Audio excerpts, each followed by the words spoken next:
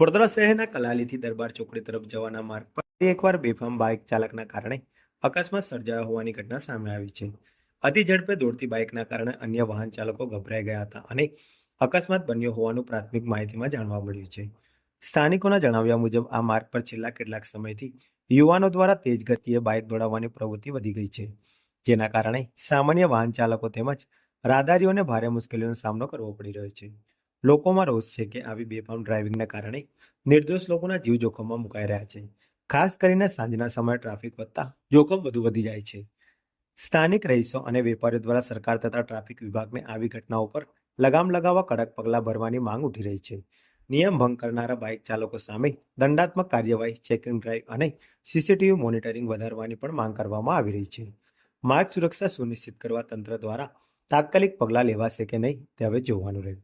દરબાર ચોકડી વાળો બીચ છે ને, તો એ આવેલા પડેલા મેં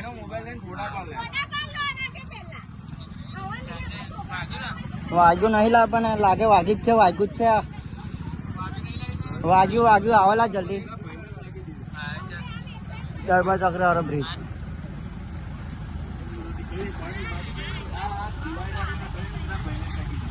મોબાઈલ ચાલુ